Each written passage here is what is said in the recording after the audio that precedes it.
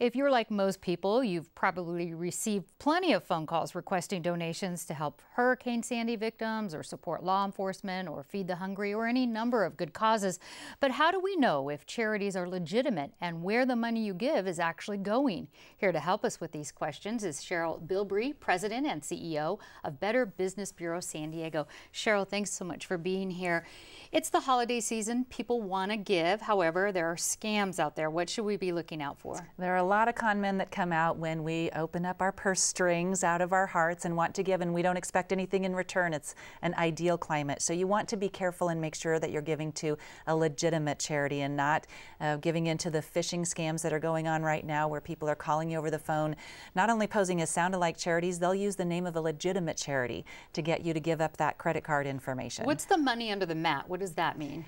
When someone will send a runner to your door, so oftentimes to avoid postal fraud, which carries extreme penalties with it, they'll send someone over to pick up the cash. Just leave the money under the mat and we'll stop by and pick it up. You want to be careful of those guys. Do people really leave money under a mat? Well, we call it the money under the mat, but it's sending a runner to your door, and that runner can take a lot of different forms, but it's basically avoiding the post office and trying to get you to give cash.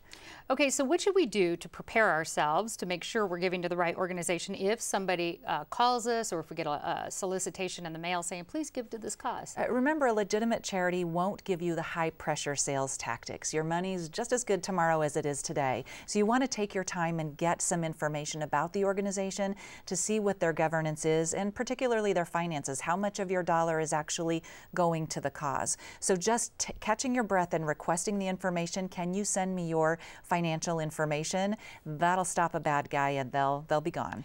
The Better Business Bureau actually rates charities. What do you, it's not a grade, correct? Right. We evaluate charities against a set of 20 standards. So we evaluate businesses as well, and we give businesses a grade of an A+ to an F. We don't do that with charities because people want to decide for themselves which of those standards are critical and which aren't. So maybe it's important to them that a board meets 2 or 3 times a year, or maybe it's important to them what percentage of their funds are going to the cause. What standards do you look at We look for effectiveness, we look for governance oversight, we look at finances, and we want to see that the charity is actually performing what their mission states that they perform. Let's talk about finances, because that's a huge one. We all see these things where, like, you know, the CEO of a charity gets $800,000 and the people who are supposed to get $1. So what is the basic makeup as far as what would be a good breakdown of financial expenditure for a charity? Well, when we evaluate charities, we're looking for at least 65% of the dollar to go to the mission of the organization, or go to the cause, versus 35% administration fees.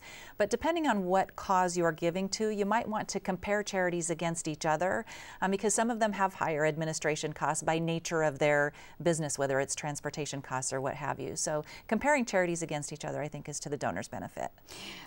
What if a charity says they're spending 50-50? Hey, you give me $1 and I'm going to spend 50 cents of it on the cause and 50 cents of it on our... Well, for us, it doesn't meet that one standard. It's one of 20 standards, and again, you as a donor can decide, is that an important standard for you? Do you want more of your dollar to go to the actual cause? I would. And the BBB would suggest that 65% is pretty much a minimum benchmark. So tell us about your website and what people will find on it as far as if they want to check out a charity and if they want to check out the standards. At bbb.org, or we also have give.org, which is under the governance of the Wise Giving Alliance, which falls under the umbrella of the BBB.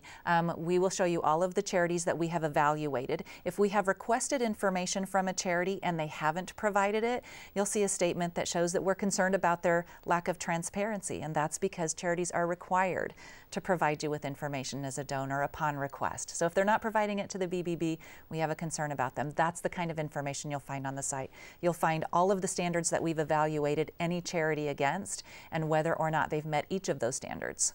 What's your takeaway message as far as that giving over this holiday season?